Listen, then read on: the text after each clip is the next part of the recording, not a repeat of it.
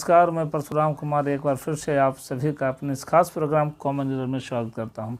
वहीं 5 मिनट की वीडियो और अंत तक देखने की गुजारिश। आज जो मैंने प्रश्न लिया है वो एसएससी 10+2 लेवल का एग्ज़ाम 2010 में पूछा गया था। आज बहुत ही आसान सा प्रश्न है, आप इसे देखें, थोड़ा सा ध्यान देंगे, आपको सारा प्रश्न बहुत ही आसानी से समझ में आ जाएगा। तो मैं समझता हूं कि आपने 216 से लेकर के 220 तक सारे प्रश्नों को बना लिया होगा। तो चलिए शुरुआत करते हैं। प्रश्न संख्या 216, देखिए क्या कहता है प्रश्न संख्या 216। प्रश्न संख्या 216 क्या कहता है, इसको हम देखेंगे। प्रश्न संख्या 216 कहता है, the manager put forward A number of criterions for the post. समझने वाली बात क्या है, देखिए यहाँ पर गलती कहाँ पर किया है। यहाँ पर एक शब्द लिखा है क्राइटेरियन, है ना, देखिएगा, इसको समझने का प्रयास कीजिएगा। शब्द है क्राइटेरियन, है ना। तो क्राइटेरियन जब लिखा है तो यहाँ समझने वाली बात क्या है, देखिएगा, यहाँ क्राइटेरियन जो है CRITERION,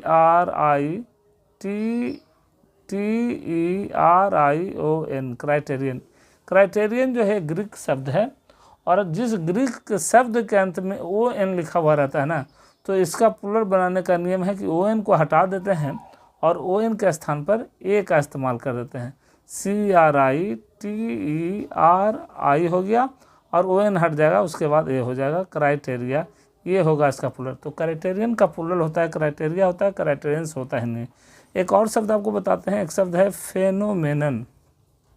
फेनोमेनन, देखिएगा अंत में ON लिखा हुआ, ये भी ग्रीक शब्द है। जब इसका भी प्लुरल करना होगा तो इसमें हम ON को हटाएंगे और इसका जब प्लुरल करेंगे तो हो जाएगा फेनोमेना, ठीक है। तो ये चीज़ ध्यान देना है। तो ये प्रश्न संख्या 216 में जो एरर है वो किस सेक्शन में किया गया है, वो जो है B सेक्शन में किया गया। यहाँ क्राइटेरियंस का इस्तेमाल नहीं होगा, बल्कि क्राइटेरियंस के स्थान पर क्राइटेरिया होगा। तो मैं समझता हूँ कि प्रश्न संख्या 216 आपको समझ में आ गया होगा। अब मैं बढ़ रहा हूँ प्रश्न संख्या 217 की ओर। प्रश्न संख्या 217 क्या कहता है, इसको हम समझने का प्रयास करते हैं।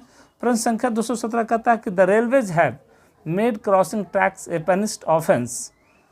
देखिएगा यहाँ पर, देखिएगा यहाँ ऑफेंस जो है नाउन है, और नाउन के पहले जो होता है एडजेक्टिव का इस्तेमाल होता है। यहाँ पर जो पनिश्ड जो लिखा है ये गलती है। जब ऑफेंस, ये पनिश को जब हम एडजेक्टिव बनाएंगे तो इसको एडजेक्टिव जब बनाएंगे तो हो जाएगा पनिशेबल, ठीक है।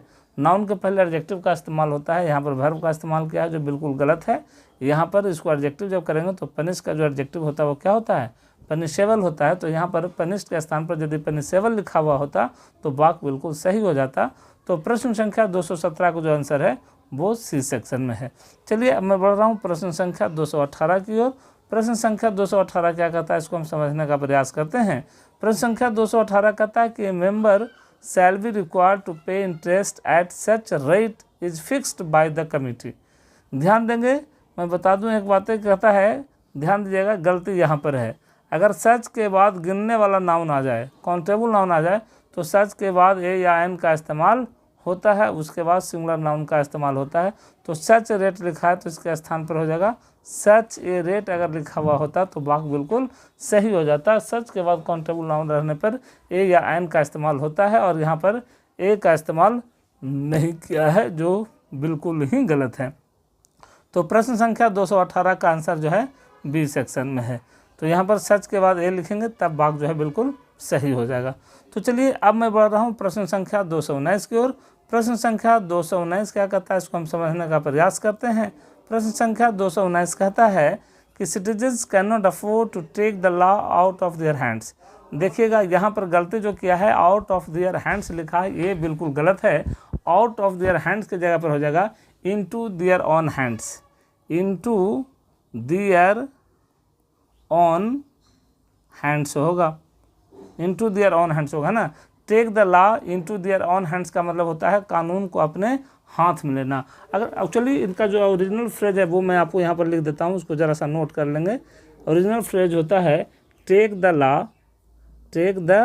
लॉ इनटू, ठीक है, into one's own hands, one's own hands. ये ओरिजिनल फ्रेज है जिसका मतलब होता है कानून को अपने हाथ में लेना।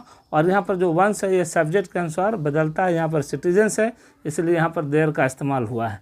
तो देखेंगे यहाँ पर आउट ऑफ देयर हैंड्स है, उसके जगह पर इनटू देयर ऑन हैंड्स होना चाहिए, यहीं पर गलती किया है। तो यहाँ तक तो सही है, और यहाँ जो गलती क्या है आउट ऑफ देयर हैंड्स, ये सेक्शंस में गलती है। ये आउट ऑफ देयर हैंड्स के जगह पर इनटू देयर ऑन हैंड्स होगा, है ना। तो take the law into one's hands का मतलब होता है कानून को अपने हाथ में लेना। तो देखेंगे प्रश्न संख्या 219 का जो आंसर हो जाएगा वो किस में हो जाएगा, वो सी सेक्शन में हो जाएगा। चलिए तो आज हम बढ़ते हैं आज के आखिरी प्रश्न की ओर। देखिए आज का आखिरी प्रश्न क्या कहता है, प्रश्न संख्या 220 है। प्रश्न संख्या 220 कह रहा है कि the relatives of the deceased threaten to avenge his death. देखिएगा डिसीज्ड मन होता है मृतक, है ना। मृतक के परिवार ने धमकी दिया है उसकी मृत्यु का बदला लेने का। देखिएगा the relatives of the deceased, है ना। तो यहाँ पर ये सब्जेक्ट है, सब्जेक्ट के अनुसार यहाँ पर वर्ब का यहाँ V2 का इस्तेमाल किया, पास्ट इंडिफिनिट का है। एवेंस का मतलब होता है बदला लेना, हिज डेथ। तो उसके बदला लेने के लिए धमकी दिया है। तो यहाँ पर कोई सेंटेंस में मेरे समझ से कोई एरर वगैरह नहीं है।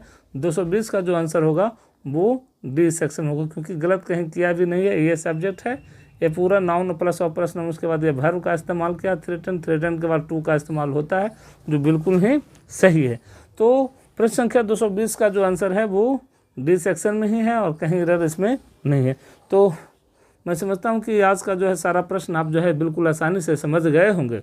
तो मेरे प्यारे विद्यार्थियों, अगर आपको हमारा ये प्रोग्राम अच्छा लगता है तो आप हमारे इस प्रोग्राम को, इस वीडियो को अपने व्हाट्सएप स्टेटस में ज़रूर लगाएं। और आज की कड़ी को हम यहीं पर एक विराम देते हैं। तो इंतज़ार कीजिए हमारी अगली कड़ी का। तब तक के लिए गुड बाय, टेक केयर, नमस्कार।